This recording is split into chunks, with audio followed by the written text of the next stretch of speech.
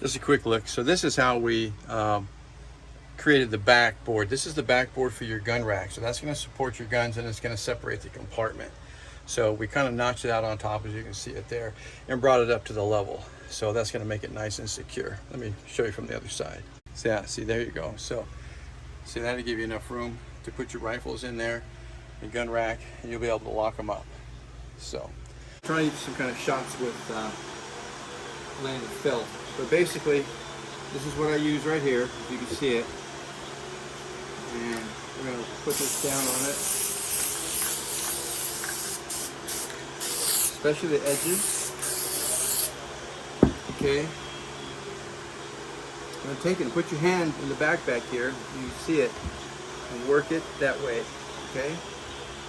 There you go. You're stretching at the same time if you lay it down.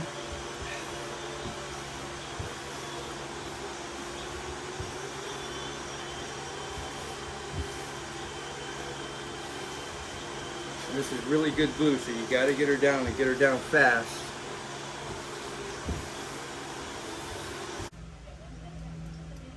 What we're doing is securing the fascia to the frame. Use 1.5 inch screws, drywall screws, and then we're going to felt it. I'm going to pre-drill in all my holes, just don't want any issues.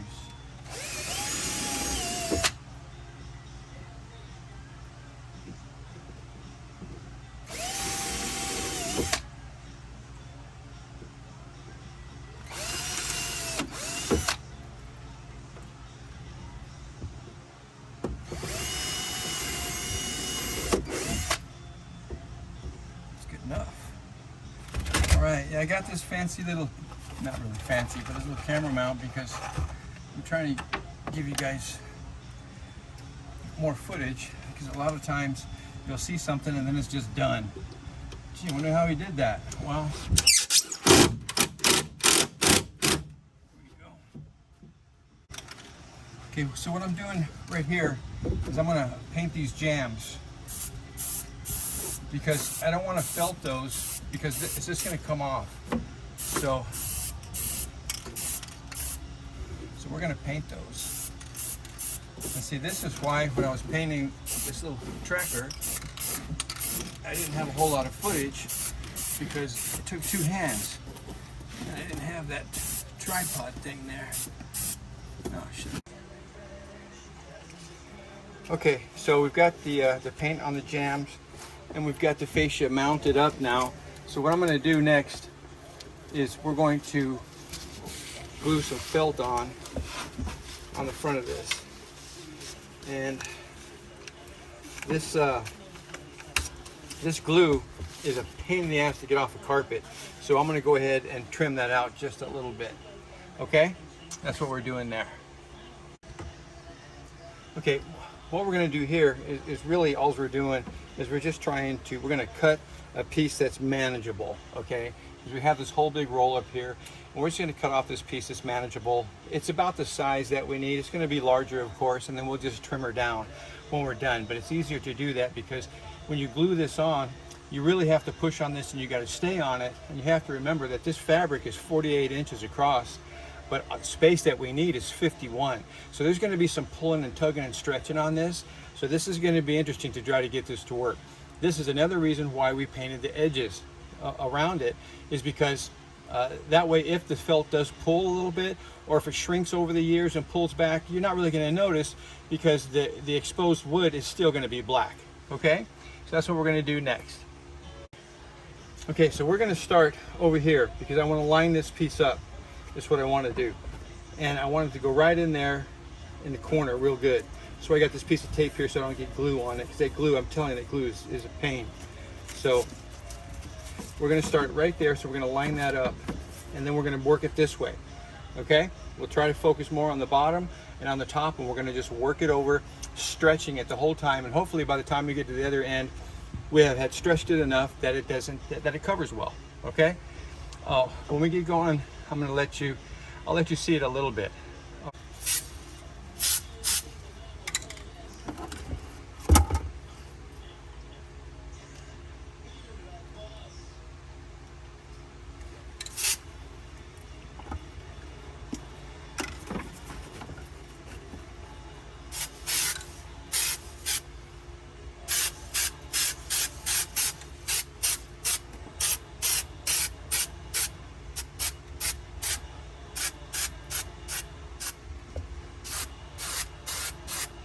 Shit.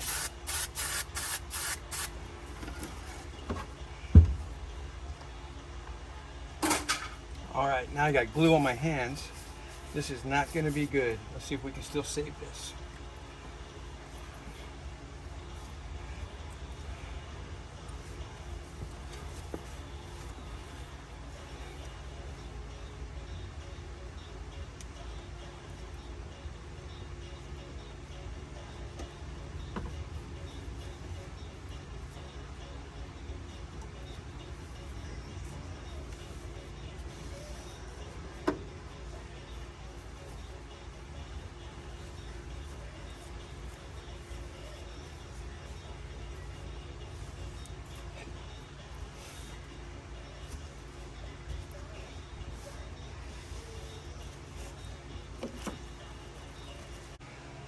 So if you can't see it, there you go. So it's stretched and made it. We'll come back, we'll trim the top, and we'll trim the bottom. We'll cut out the doors, we'll cut out the speakers. I'm gonna let that sit there and dry for a little bit, okay? And a putty knife, you know, big old putty knife, but you can use whatever you want. Popsicle stick, screwdriver, whatever you want. Just work it up in there and give you a nice finish, okay? Cool.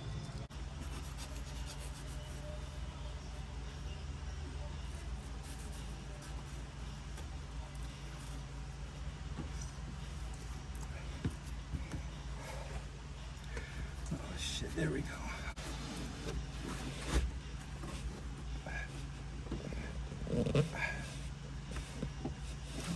And that's it. See? There's your speaker. There's your other speaker. They're in, okay? Okay, and now you can see that the speakers are all mounted up in there. Okay, and that was mounted as well. All right, now we're going to take a razor blade and we're going to try to cut this out. Hopefully this is dried enough, and we're going to be real careful, and we're going to try to cut it all out, and maybe I can stretch that piece over the door itself and save some of my fabric. So that's what we're going to try to do, is I'm going to trim it as close as I can. All right, so what's going on here is, see all these little burrs and splinters and stuff. This plywood, it's not really good wood. So what I'm doing, this is an 80 grit, and it's just on a piece of block that we had left over. As I'm sanding this down, I want it to be nice and smooth, because this is a door, and this door is going to swing open. So I need to smooth this out real good. And then we're going to take, and we're going to paint it around the edges, and we're only going to felt the face of this thing. So the back will just be painted black, and the front will be felted, but the edges are going to be painted black as well. So when you open it, you're just going to see black. So that's what we're doing there. So I just wanted you to get a little footage of that. So this also helps straighten it a little bit. Remember, we cut this freehanded with the damn jigsaw, and we're pretty good at it, but we can only do so much. So it doesn't hurt to take a little bit off. It'll fit a little bit better. And this is the piece that was cut out. We managed to do it that way. And this is going to help it fit in that slot a lot better, because we're taking the edges off of it. Make sure that you flip it over and get the back, because that back is going to come against that edge. And this is going to put a little bit of round on that, and it's not going to stick. This is going to allow us to mount our hinges either traditionally hidden on the inside or just slap them on the outside like a barn door, which is kind of what I'm voting for. So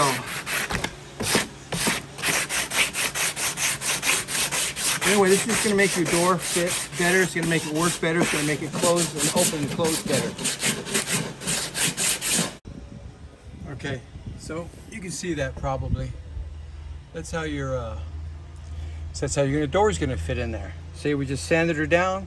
We're putting it in there for a test fit, and then we're going to go back and cover it, and maybe put in a door handle. And we might put a door handle in first and get to finish it off, and then we'll come back. We'll hinge it. We might just hinge it from here. Is what we might do on the outside, nice and simple. We'll see how the day goes and see what we end up doing. So anyway, just keep you up to date. Okay, so another day, and here we go. We covered that the door there, so you can kind of see the front of your Overland box. And today we're going to continue on with some details. I got hardware coming today, so there should be latches and hinges and stuff put on today. We're going to illuminate this box, so I've got some lights that I need to run underneath there, and I'm going to do these side panels over there. Even though you're not going to be able to see them, I'm going to seal up those side panels right there. So I'm cutting that with material right now. It's these side panels down here, so we're going to take care of that and take care of some detail work. All right, and here we are. This is the first piece I cut. We're going to use the same material that we used for the door panels, and we just cut that, and we're going to make it curve down here for that fender well, and then we're going to mount it. Okay, and we'll do the other side as well. Okay, so as you can see here, we've got our side panels in the back. Even though you're not going to be able to see them, when we open this door, you'll be able to see them. I don't want those. So get on that side too. So that's all set and done. And now we're putting the back of the first compartment, and that's going to be our sensitive items department. You might throw you have gun rack in it, so you can throw a couple rifles in there, shotgun, whatever. But you can also put like a metal detector up in there. You can throw a pistol in there. You can throw ammo in there. If you got expensive cameras or something you want to put in there, that kind of stuff you can put in there as well. So we just got it sitting there. We're about to line it up and position it, and then I'm going to make some L brackets.